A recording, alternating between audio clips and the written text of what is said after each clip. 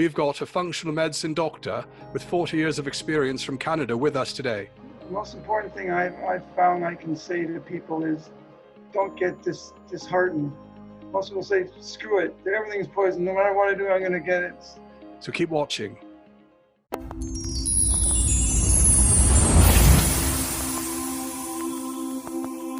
So welcome back to another video with one of our doctors. This is a program where we have doctors from all over the world discussing the latest in functional medicine, in TRT and HRT, and any other topic that our viewers are interested in.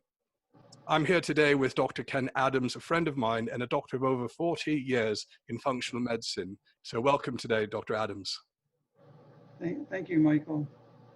So I have to get to basic principles here. I'm going to just digress. Cholesterol and testosterone and estrogens and steroid hormones are sterol rings, which basically are fat molecules and very lipophilic. Now, if you took a glass, filled it a jar half with water, half with cooking oil or olive oil, and you put 10,000 molecules of testosterone in that jar and shook it up, 9,999 of those molecules are going to be absorbed into the oil. Only 1 in 10,000 may be dissolved in the water.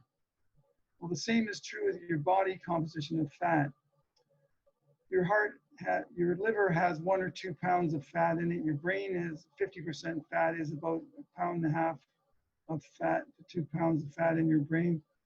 But if someone's 200 pounds and they're 30% body fat, they've got 60 pounds of fat in their body. As your body fat goes up, in order to maintain the same concentration, basically the body fat is what soaks up testosterone. Your liver, you have sex-binding globulin, which solubilizes and allows the testosterone to be transported to different tissue compartments in the cell, to the muscles. That's what sex binding is. Basically, it's a big molecule that has a lot of polar amino acids on the outside with a fat soluble inner region that binds testosterone and allows it to be solubilized. When body fat goes up, you triple body fat. You triple the amount of time it takes for the estrogens to be cleared by the liver, solubilized and cleared by the liver. The liver adds hydroxyl. There's phase 1 and phase 2 in the liver, which are basically adding hydroxyl groups conjugation with sulfites, sulfur with 4 oxygens on it, 3 oxygens. There's many things. Now, what that does is make the sex hormones, the metabolites become soluble, and they can either be filtered by the kidneys or excreted in the bile. When your body fat goes up, when you're metabolically eating a fried, greasy foods that have been overcooked and oxidized, so there's no nutrients, and you're just getting fats and carbohydrates. Fats get oxidized when you grill and fry things, and they make faulty membranes. So in order for mitochondria to create ATP, which powers all molecular systems in the cell for healing and repairing, grilling and deep frying and high temperature cooking really is incredibly unhealthy, and that's why eating raw or lightly steamed foods is very important for health, especially when you get things that are locally grown in nutrient-dense soil.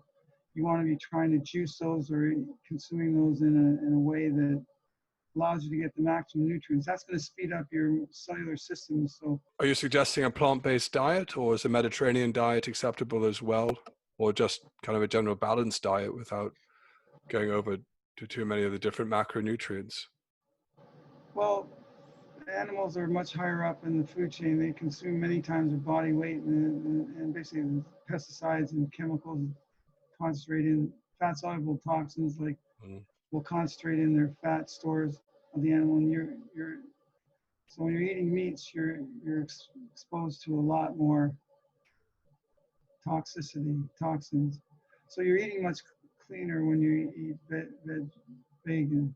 But aren't plants also exposed to certain pesticides as well? I mean, is it just hopeless? I mean, there was a recent, and also plastics, depending on the water source, because there was a recent study that said apples now from Italy have microplastics in them because they get contaminated in the rainwater, and then that gets sucked up by the roots in the plants. So, well, that's absolutely true. level of toxins in our environment has been building up for decades now. So the obesity rate was a fraction, it was 0.3% in 1910, and they took out calipers and they measured the body composition of in every state in North America and in Canada.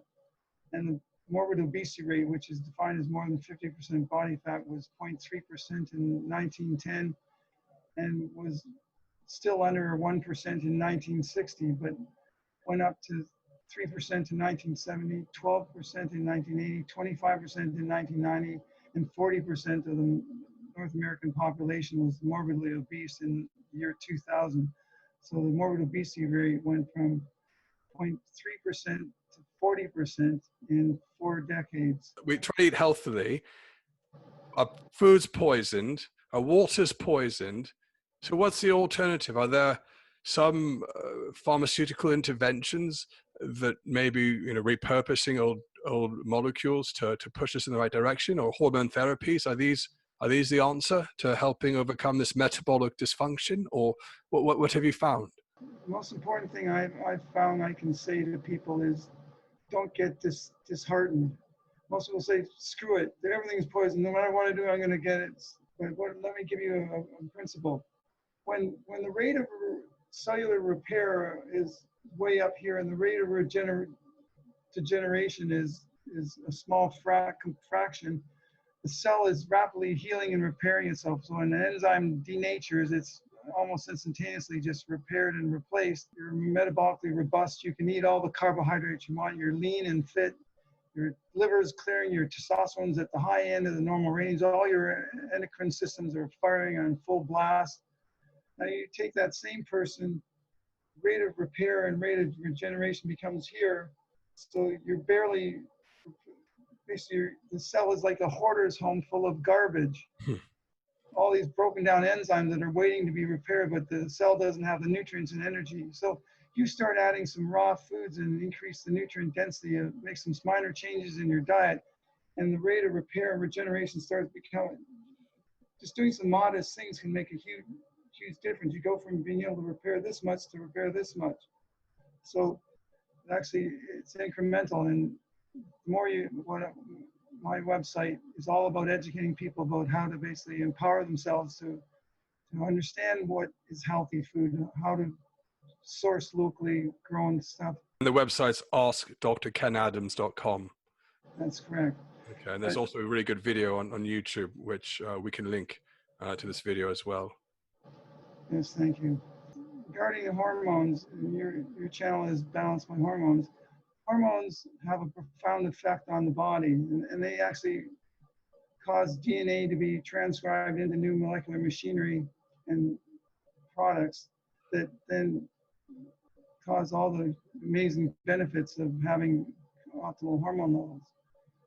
But the body follows biological rhythms, and it basically at sunrise because we're active during the day. At night, our hormone systems shut off, but at sunrise, actually before the sun actually comes, the lightning of the sky, the penumbra, and before the sun actually appears in the sky, triggers our body to start making these huge surges in cortisol. So cortisol is maximal, growth hormone is maximal, testosterone is maximal. All those hormones interact with each other. So you're also secreting thyroid hormone, which speeds up mitochondria. Thyroid hormone opens up the genetic coding for all the enzyme systems that create ATP in the mitochondria. So when your thyroid levels are optimal, your mitochondria are massive and they're pumping out huge ATP, and your liver is clearing testosterone rapidly. Your brain, your memory is you're sharp as a whip. You have great endurance. You go through a hard, long day, and you're ready to go. And when your mitochondria and your metabolic systems are shut down, you get to the end of the long day, you're basically, all you want to do is sit on a couch and vegetate. Yeah, you know, I noticed this when I had low thyroid Hormones. You know, testosterone got me so far, and over the years, my thyroid went downhill, and you discussed that with me. And getting on an optimal thyroid treatment, I finally had energy, because I would go to, lift at the gym around the afternoon time, and I was knackered. I couldn't do anything for the rest of the day. So I can definitely relate, and so can probably many of our the people that are viewing this. Yes, well, that brings up a good point, that when your diet and nutrition is all highly oxidized and burnt and oxidized, overcooked foods, like I call it dirty keto. People eating bacon and burgers and everything's grilled and fried and deep fried. You're not getting the nutrients. Your cellular energy is slowed down. You not only get people have metabolic syndrome, also have impaired conversion of T4 to T3. T3 is 15 to 18 times more biologically active than T4. Now, T4 is converted at the cellular level by deiodination of one iodine, removes one iodine, and creates a molecule with 3 iodines, which is tetraiodothyronine. That's what speeds up your cellular energy. There's only 2 hormones. You can have 0 testosterone, 0 growth hormone, but cortisol and thyroid are the 2 hormones that are incompatible with life. If your body doesn't make those hormones, you will die. And they both directly affect energy output of the mitochondria. So when cortisol is very low, someone doesn't have an adrenal gland, and they forget to take their cortef, their cortisol. Within 6 hours, they'll be dragging. Within 12 hours, they'll be semi-comatose. After 24 hours, they'll be in heart failure, multi-organ failure, and they'll be dead within 24 to 36 hours. From the cellular energy just shutting off. But thyroid does the same thing. Now, because of T4 having a very long half-life of seven days, approximately, even up to 9 days in some individuals, if your body stopped releasing thyroid, now you had your thyroid gland removed and you had no source of thyroid, it would take 6 weeks before you would die, because it would take that long, because the T4 acts as a reservoir, long-term reservoir, and then your body turns it into T3 when you need it. Now, in North America here, they've told everyone that T3 is dangerous, and your doctors who are in Canada are being attacked, that we're endangering people by giving a mixed blend of thyroid, T3, T4. Hold on a second. They're doing the same thing in the UK through the NHS, and this is wrong. This is almost now opening my eyes to this. Is almost like a conspiracy that's real. That there's a perverted effort on the part of these health authorities to take away people's liothyronine, their T3. That's just outrageous. Absolutely outrageous. I didn't know they were taking it away in Canada as well. Because, I mean, the NHS had originally had people on T3 and they're doing very, very well in the treatment. And then because what I heard was they couldn't negotiate a good price with the makers of liothyronine, of T3, then they said, oh no, this is dangerous now. It's going to cause arrhythmias and heart issues, so get off of it. My eyes have been open for 20 years now, and just you got to live with it. But that's my purpose here. I've put up with incredible persecution from my regulatory, but I've been under constant harassment. I have doctors who have been through 1/20th of what I have. I've seen them have nervous breakdowns, and my health has been severely deteriorated. I'm 65, and I've aged 10. I'm 10 years old. The last few years, I look 10 years older than I did just a few years ago. Because of the stress these medical authorities are putting you through. I mean, they're like the witch trials of old. So I talk diet and nutrition, and I actually make people who this broken system can't fix, who have, now that I have the years of four plus decades of medical practice, I have the historical view to see what's been done to the medical profession. But basically, you're always prescribing the newest, most expensive drug, or you're told you're not following the guidelines. That's professional misconduct. But let me just give you another example that highlights this. In the 50s, when thyroid hormones were discovered and people started taking thyroid hormone, they used to check they had no tests. It's a very small molecule. It's basically an iodinated amino acid. You need about some molecule to be about 10 amino acids to generate an immunogenic response in order to develop antibodies against it. So they had no testing for thyroid hormones. So doctors in the 50s and 60s and early 70s used to check cholesterol. It was well known by the medical establishment in the 50s, 60s, and 70s that if your cholesterol is going up, that's proof, evidence that you're hypothyroid. What happens if your cholesterol goes up today? You're getting a statin. Meanwhile, I guarantee you, so when sugar gets broken down, when insulin is high, sugar is being converted into cholesterol. So the body breaks down fats and sugars by cutting them into 2 carbon units and then feeding them in the Krebs cycle to be oxidized. Once the cell is burned as much oxygen as it needs, the rest will be reductively linked together to make fatty acids or cholesterol. So high insulin causes your body to convert sugar into cholesterol. And when your enzyme systems slow down and you can't remove sugar from the bloodstream, your cytokinetics are all from all things about diet and nutrition and toxins that I've talked, and heavy metals, that sugar backs up, you get a sustained prolonged insulin response. That's what causes cholesterol to go up. So it's actually a high carb diet that causes cholesterol to go up.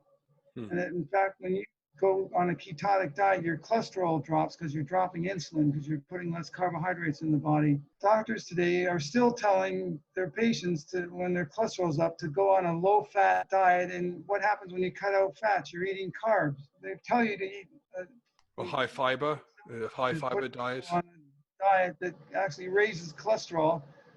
And then when you come back, the doctor says, look, your diet didn't work. You got to go on the statin. There's a book called Type 2 Hypothyroidism. Actually, I've got that book. Is it Dr. Starr? Dr. Starr, right. Okay. That's an amazing book.